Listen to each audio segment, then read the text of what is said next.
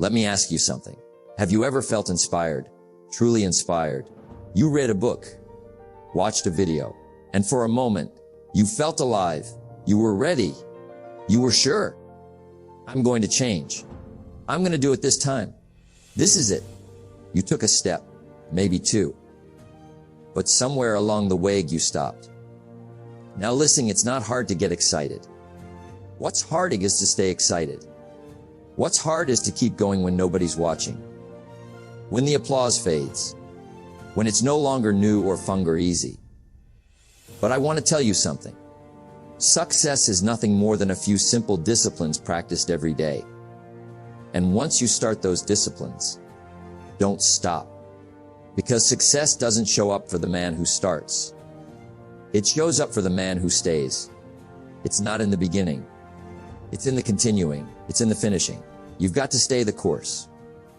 When it's hard, when it's quiet, when you don't feel like it. Because the moment you stop, you break the rhythm. And when the rhythm breaks, progress disappears. Let me say this plainly. You can't stop every time it gets hard. You can't stop every time you get tired. You can't stop just because results take time. If you really want something, you'll find a way. If you don't, you'll find an excuse. The world is full of people who start, but it's built by the few who finish. And that's what this message is about. Once you start, don't stop. Not for anyone. Not for anything. Not even for yourself. When you don't feel like it. Because your dreams are waiting, and they only respond to consistency. Let's go on this journey together. 5 parts. 1 mindset, don't stop. Success is predictable. It's not luck, and it's not magic. It's hard work and discipline. Now that's a phrase I've lived by. You see, one of life's greatest forces is momentum. It's invisible, but powerful. It's quiet, but unshakable. And if you learn to build it and protect it, it can carry you through anything. But here's the thing about momentum. You don't get it by thinking. You don't get it by talking. You get it by starting. Just take the first step. That's all it takes to set the wheels in motion. Now, I want you to think about this. Have you ever pushed a car that ran out of gas? Hard to move at first, right? Takes everything you've got just to budget. But once it starts rolling, even a little, it gets easier. That's momentum. And life works the same way. Start with what you have. Do what you can. And never stop moving forward. The key is to build momentum early. And then guard it with your life. You start by waking up early one day. Then 2. Then a week. You start by reading 10 pages a day. Then 10 turns into a book. Then a book becomes a library. You start by going to the gym once. Then twice. Then your body starts to change. And that's when it happens. You begin to trust yourself. You begin to see progress. You begin to believe again. Because you're not starting over. You're continuing. And in continuing, momentum is born. But here's the danger to most people: stop. They get tired. They lose interest. They listen to the voice that says, it's not working fast enough. And every time you stop, you have to start over. Every time you start over, it takes twice the effort. You lose progress. You lose belief. You lose time. It's easy to do. But it's just as easy not to do. So guard your momentum. Protect it like it's the most valuable thing you own. Because it is. Let me tell you something personal. When I started out, I was broke. I was 25. I had pennies in my pocket and excuses in my head. But someone gave me a plan, and I took the first step. It didn't feel like much. Just a little discipline, a little effort, a little reading, a little action. But then I did again and again. And something started to shift. It got easier. My confidence grew. My self-respect returned. And people began to notice. They said, "What happened to you, Jim?" I said, "I just kept going." That's momentum. That's what consistency does. Now listening, it's not that the successful are smarter. It's not that they have better ideas. It's that they kept going. While others stopped, they continued. While others waited, they worked. While others complained, they compounded. That's the secret. What's easy to dog is easy not to do. But that's what makes the difference. So, what do? You start, and then you don't stop. Start small. Yes, but don't stay small. Let small lead to big. Let effort create results. Let repetition build excellence. You see, motivation is what gets you going, but momentum is what keeps you going. And if you lose momentum, it can take weeks, months, even years to recover it. So don't stop. Don't stop when it gets hard. Don't stop when it gets quiet. Don't stop when no one notices. Don't stop when the results are slow. Just don't stop. Because once you start, you're no longer who you were. You're building something. A life, a future, a legacy, and momentum is your greatest ally. Don't let one bad day become a bad week. Don't let one misstep become a missed life. Pick it up. Keep it going. Don't stop. It's easy to quit. It doesn't take courage. It doesn't take character. It only takes a moment of weakness. But what quitting does to you now, that's the real danger. Because quitting doesn't just stop progress. It shatters your self-respect. It breaks the bond between you and you. And if you do that enough times, you stop believing in yourself entirely. Let me say it plain. Every time you say you're going to do something and don't, you weaken the foundation of your own character. You say, I'm going to wake up early, but you hit the snooze. I'm going to work out, but you skip it again. I'm going to finish this project, but you push it to tomorrow. And even though no one else sees it, you do. Deep down, you know. You saw yourself quit. And the next time you make a promise to yourself, that quiet voice inside says, yeah, right. You see, quitting once feels harmless, but it starts a cycle, a dangerous one. Because after you quit once, it gets easier and easier until it becomes a habit. And before you know it, your whole life becomes a list of things you started but never finished. That's not just unproductive. That's painful. The pain of discipline is temporary, but the pain of regret is forever. Now here, Meg, you don't have to be perfect, but you do have to be honest. With yourself, you have to learn to follow through, especially when no one is watching. That's where confidence comes from. Confidence is not loud. It's not arrogant. It's quiet. It's knowing. Deep down. When I say I'll do it, I do it. That's the root of all achievement. That's the kind of strength people feel when you walk into a room. Now let me ask you, how many dreams have been buried because of quitting? How many talents never saw the light of day because someone gave up too soon? It's a tragedy. And most of the time, it was right before the breakthrough. Right before the momentum kicked in. Right before the growth became visible. Right before the reward arrived. But they stopped. They chose comfort over commitment. Distraction over discipline. Excuses over execution. And that choice, that one choice, can alter the entire direction of a life. But here's the good news. You can rebuild.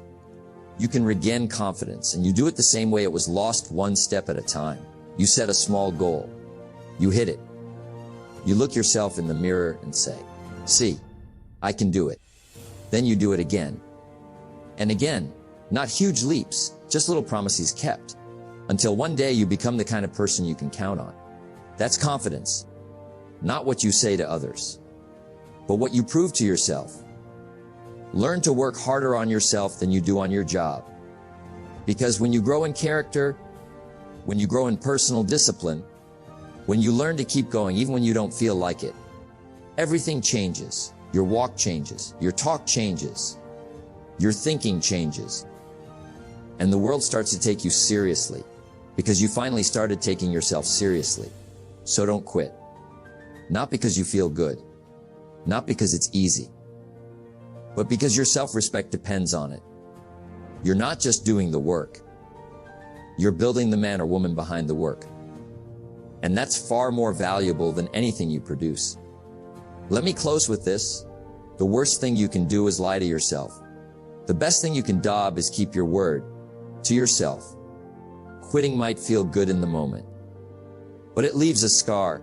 Staying the course might be painful, but it builds confidence, real confidence, the kind that no one can take from you. So once you start, don't stop. Because your future depends on your follow-through. Let me tell you, most people don't lack goals. They don't lack dreams. They lack discipline. And when discipline disappears, you know what shows up in its place. Doubt? Doubt is sneaky. It creeps in slowly, not all at once. You start skipping the plan, missing a workout, putting off the work. Then one day, you don't just doubt the plan, you begin to doubt yourself. You say, maybe I'm not good enough. Maybe this isn't for me. Maybe success is for other people. But those are not facts. Those are symptoms. Symptoms of a life without structure. A life without follow-through. A life without discipline. Without discipline, the smallest obstacle feels like a mountain. But with it, even the biggest mountains feel like a challenge. That's the power of daily effort. Consistent effort. Not big flashy effort. Just steady, predictable, disciplined. Now let me tell you what discipline does. It keeps your promise alive. It honors your vision even when your feelings fade. It puts muscle behind your ambition. And most importantly, it silences doubt. Because the more consistent you become, the more confident you become. And confidence doesn't come from hype. It comes from habits. Let me give you something that changed my life. Don't major in minor things. You see, I was 25 years old, broke, lost, frustrated. And a mentor said, Jim, your problem is not what you don't have. Your problem is what you're not doing. I didn't like hearing that, but I needed it. And he was right. I had dreams. Yes, but I wasn't putting in the work, so I made a decision every day I would do the little things. Read, write, think, discipline. And slowly things changed. The bank account changed. The mindset changed. The results changed. But more importantly, I changed. I became someone who could trust himself. And that's when the doubt faded. Not overnight. But day by day, the voice in my head that said, you can't, was replaced with one that said, keep going. So the next time doubt comes knocking, don't fight it with motivation. Don't drown it out with noise. Fight it with discipline. Stick to the plan. Stick to the structure. Stick to the actions. Because every time you act, you tell your mind, I'm in charge. And the more you lead yourself, the more doubt becomes a stranger. Here's the truth. We all suffer one of two pains. The pain of discipline or the pain of regret. The pain of discipline is temporary, but it builds strength. It builds confidence. It builds a future. The pain of regret, that one stays with you. It whispers in your erg, you could have done more. But don't let that be your story. Let me challenge you today, pick one discipline. Just one. Something small. And do it. Then do it again tomorrow. Then again the next day. Soon doubt won't feel so big, because you'll be walking with momentum. And momentum, remember, is built by discipline. So, what's the takeaway?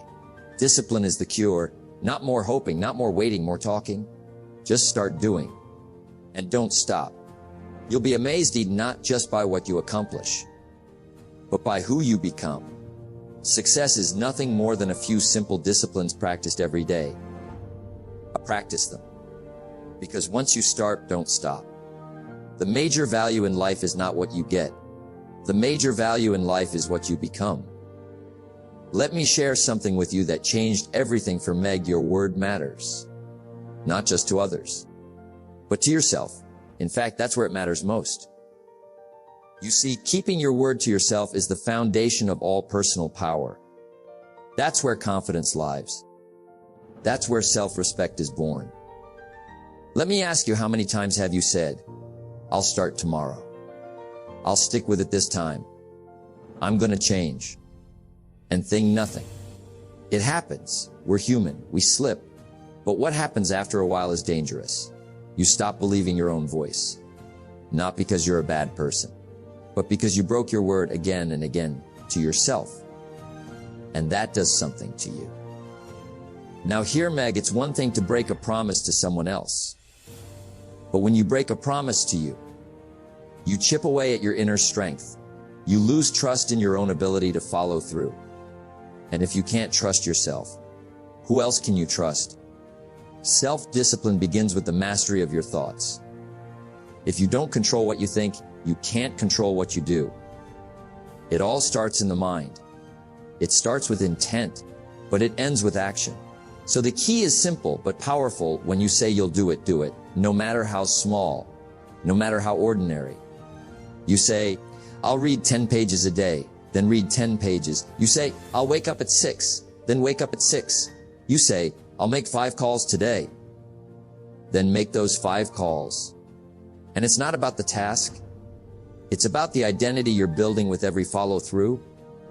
Each action is a brick, and you're building a structure called self-respect. Let me tell you something I've learning. You can't hire someone to do your push-ups for you. You can't delegate discipline. You can't outsource self-respect. These are things you earn, day by day, promise by promise. Now here's what happens when you keep your word. You become dependable. Not just with yourself. You stop second-guessing. You stop hesitating. You walk a little taller because you know something about yourself. You know, if I say it, I mean it. That's real power. That's inner leadership. Let me remind you, success doesn't come from the outside in. It comes from the inside out. And nothing builds that inner strength faster than doing what you said you'd do. Now, maybe you've broken your word a few times. Maybe more than a few. That's okay. We've all been there. But here's the good news, says you can start fresh today. Right now. No need for a new month. No need for a Monday. Today is as good a day as any to say, I'm going to honor my word again. I'm going to earn back my own trust. And then, start small. Don't try to move the mountain today. Just move the rock in front of you. Show yourself, I finish what I start. I follow through. I do hard things. And soon, something incredible happens. You start trusting your own voice again. You start respecting the person in the mirror. And that's when the world begins to shift. Not because it changed it, but because you did. The real miracle is not what you get. The real miracle is what it makes of you in the process. Keeping your word changes you. It strengthens you. It builds the foundation of everything else. Because if you can trust you, you can build anything. So remember this, don't just talk. Don't just plan. Don't just hope. Follow through. Because every promise kept is another brick in the house of your future. And every step you take is proof that you can keep going. If you don't design your own life plan, chances are you'll fall into someone else's plan. And guess what they have planned for you? Not much. Start honoring your voice. Start walking your path. And once you start, don't stop. Because when you keep your word to yourself, you become unstoppable. Let me begin by saying something simple. You don't get paid for what you start. You get paid for what you finish. You don't get remembered for beginning. You get remembered for seeing it through. That's where the power is. That's where the transformation happens. That's where you find out who you really are. Finishing is what separates the wishers from the winners, the dabblers from the doers, the crowd from the few. Now, everybody's excited at the beginning. That's when the music is loud, the vision is clear, the possibilities are endless. But let me tell you, the beginning is just the invitation. It's not the victory. The victory is in the finish. That's the part most people never reach. And because of that, they never get to taste the reward. Let me give you a simple example. A man decides he wants to run a marathon. He buys the shoes, he gets the gear. He tells his friends, I'm training for 26 miles. First, full of energy. Second day, still pushing. By the third week, the knees ache, the mornings are cold, the motivation dips. Now comes the test. Does he stop? Because if he stops, all he has is a pair of nice shoes, a story he'll never finish, and a mind that whispers.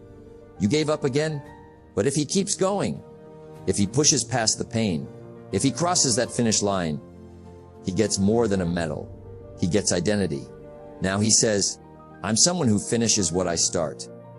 That, my friend, is priceless. Discipline weighs ounces. Regret weighs tons. The burden of giving up is heavy. You carry it with you. Every time you look in the mirror, you remember you almost made it. That's why finishing is so important. Applause. Not for the paycheck, but for the peace. Finishing gives you peace. Because deep down, I followed through. I became the person I said I'd be. Now some people say, but Jim, the reward's not big enough? Oh, but they're missing it. The reward isn't always in the results. The reward is in the process, in the discipline, in the becoming. Because who you become while finishing, that person is stronger, more focused, more reliable, more resilient. And those traits, they go with you into your next challenge, your next chapter. Let me tell you something I learned early. The finish line is a mirror. It reflects the character you built to get there. If you finish even when it's hard, you've proven something to yourself. You didn't need perfect conditions. You didn't need constant motivation. You didn't need applause from the crowd. You just needed a decision, and you honored it. That's what finishing does. It teaches you to trust yourself again. Think about this. Most people are living with unfinished dreams. Books they never wrote, conversations they never had, habits they never built, goals they never completed. And over time, that builds up like dust on your potential. It dims the light. It shrinks the vision. It chips away at belief. But finishing even one thing can change it all. That's the good news. You don't have to finish 100 things. Just finish one, and then another, and slowly belief returns. Confidence grows. And that inner voice says, you're back. Let's keep going. You say, but what if I fail? Friend, the real failure is not finishing. You can learn from a finished failure. You can grow from it. You can adjust, but you can't learn from quitting. Quitting robs you of the lesson. It robs you of the reward. Let me ask you something. What is unfinished in your life? A plan, a promise, a project, a version of yourself you've been postponing. It's time to go back and complete it. Not because someone else is watching, but because you're watching. And how you see yourself? That's the most powerful force in your life. Finish what you started. Let that be your identity, not someday. But now, don't wait for motivation. Don't wait for the perfect time. Don't wait for the stars to align. Start again. Pick up where you left off. And finish, because that feeling, when you do, is better than any moment of excitement at the start. It's solid. It's strong.